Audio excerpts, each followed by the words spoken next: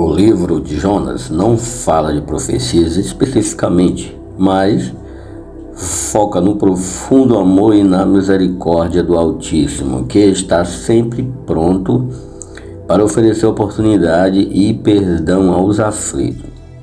Ressalta ainda a relutância de Jonas em falar da salvação aos inimigos de Israel. Embora ele fosse um profeta, isso não bastava, pois devia obedecer à ordem do Eterno para servir no propósito para o qual havia sido designado. Ao fugir de sua missão, foi parar no ventre de um grande peixe. No verso 17, por exemplo, vocês podem conferir o que eu estou falando. Isso significa que a maneira como reagimos diante da vontade divina revela o grau de compromisso espiritual que temos. Todas as vezes que Deus nos mostra o que fazer e não fazemos, agimos como Jonas e nos tornamos seus companheiros na rebeldia. Você alguma vez já se fez essa pergunta? O porquê Jonas fugiu e não obedeceu a voz de Deus em ir para a cidade de Nínive e pregar? Você já se fez essa pergunta? Vamos entender agora o porquê Jonas fugiu aqui. Nínive era a capital da Síria, era uma cidade densamente povoada. Os assírios eram os maiores inimigos de Israel e isso pode ter motivado a desobediência de Jonas, que não aceitava a ideia de Deus conceder perdão a um povo tão hostil, violento e perverso como aquele. Mas o desejo do Altíssimo em poupar aquelas pessoas da morte deixa evidente o seu amor por todos nós. Mais tarde, o Senhor Jesus revelou que esse amor é eterno, espontâneo, constante e sacrificial.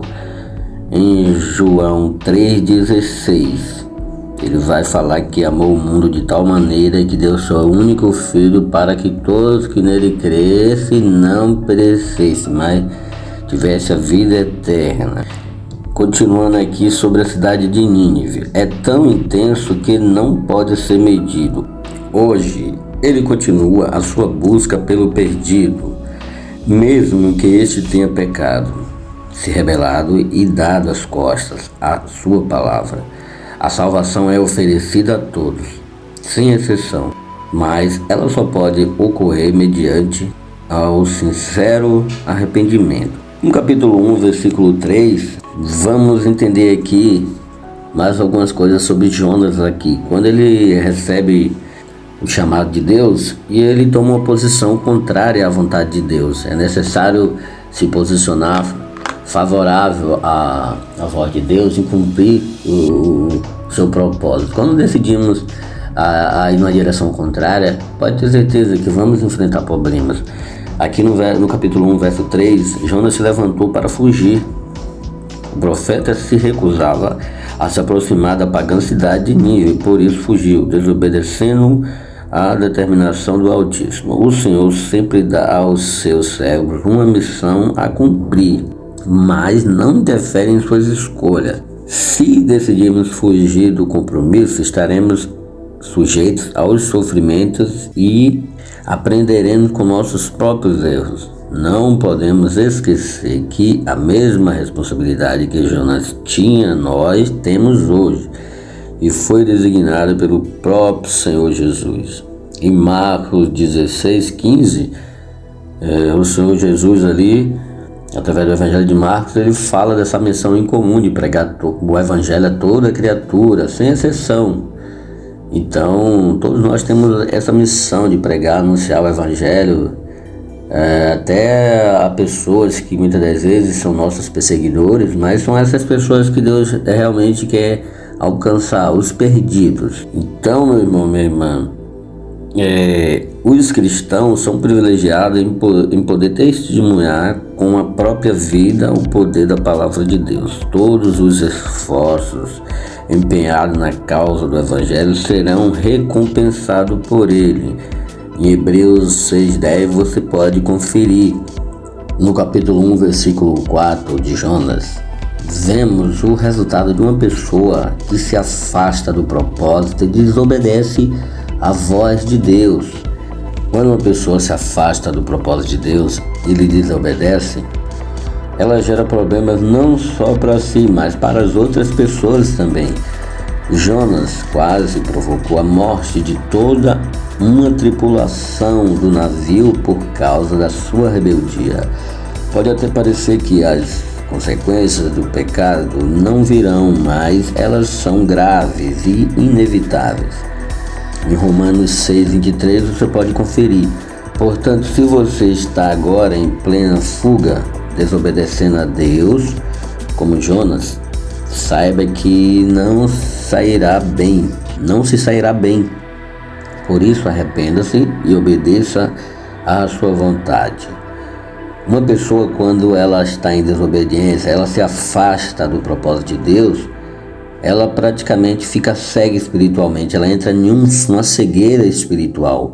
Você vê aqui que no verso 5 do capítulo 1 de Jonas, estava acontecendo uma grande tempestade no barco, quase o navio afundando, e Jonas simplesmente estava dormindo. O sono ou a cegueira espiritual leva às profundezas. Em Salmo 13, verso 13, você pode conferir.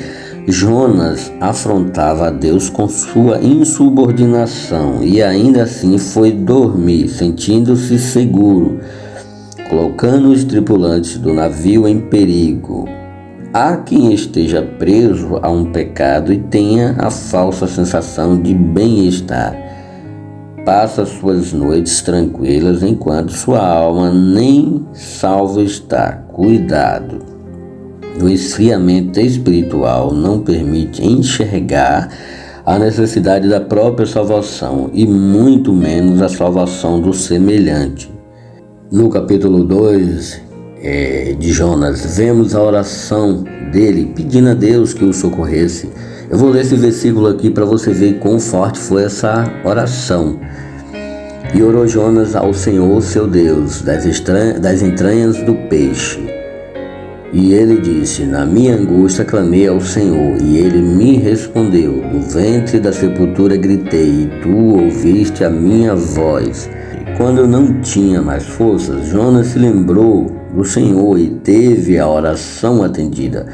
Assim como ele, inúmeras pessoas precisam descer às profundezas do sofrimento para se humilhar, reconhecer seus erros e buscar a salvação da alma. Nenhum bem é mais valioso na vida do que uma comunhão estabelecida com o Eterno. No capítulo 2, verso 7 do livro de Jonas, vemos ele falar que quando ele não tinha mais força, ele se lembrou do Senhor. As forças de Jonas já estavam chegando ao fim e a morte se aproximava cada vez mais dele. Parecia ser o fim do profeta que se atreveu a desobedecer à ordem vinda do próprio Deus.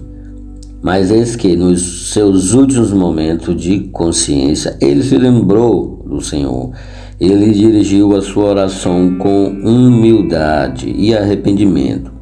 Lembrar-se do Senhor e buscá-lo é o segredo para quem está no fundo do poço, com os seus dias de vida contados, devido a uma doença grave, a falência ou a perda da família, da paz, dos bens e principalmente da própria dignidade. Quando dirigimos ao Todo-Poderoso as nossas súplicas, encontramos a luz na escuridão, a fonte de água cristalina no deserto, a paz em meio à guerra e a vida onde há morte. Diante da oração sincera de Jonas, Deus respondeu a sua oração. Veja o que o Senhor vai dizer no versículo 10 do capítulo 2 de Jonas. Falou, pois, o Senhor ao peixe. Quando Deus dá ordem, toda a criatura, tudo que foi criado por ele se submete à ordem de Deus. Tudo o que Deus criou está sujeito às suas ordens. Ele falou com o peixe e este o atendeu. O Altíssimo é muito grande e magnífico. Quando nos humilhamos à sua presença, ele move céus e terras.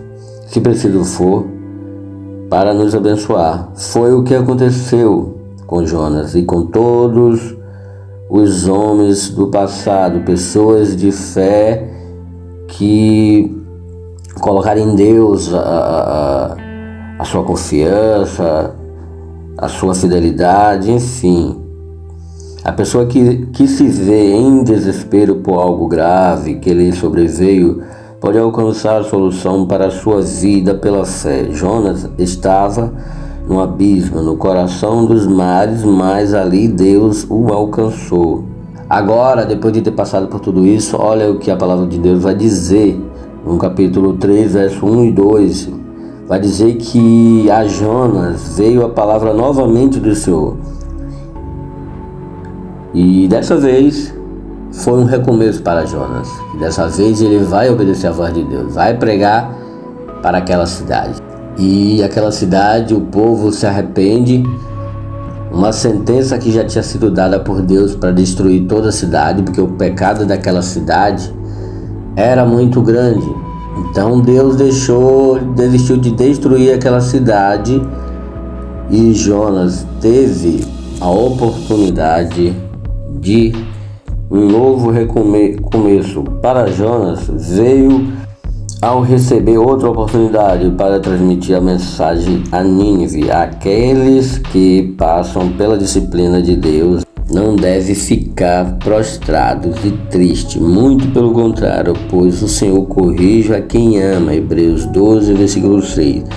Dessa forma, se o seu propósito inclui a vontade de Deus e tiver arrependimento sincero, com certeza suas orações serão atendidas e Deus te dará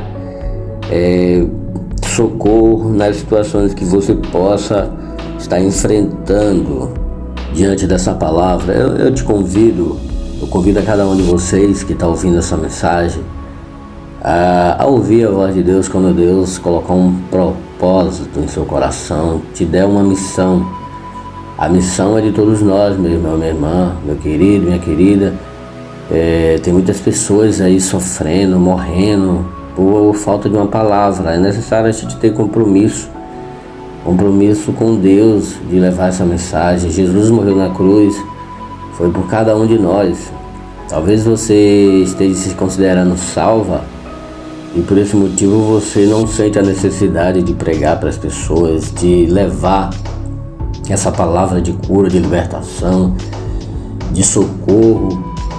Mas quando você entende que Deus nos levantou, Deus nos salvou, Deus nos resgatou do pecado para sermos pescadores de almas, você entende que quando eu não tenho esse desejo de também ser um resgatador de alma, de ser um restaurador de vidas, a gente também se afasta do propósito de Deus. Tenha em mente a missão que Jesus deu no Evangelho de Marcos, capítulo 16, 15. Pregar o Evangelho a toda criatura.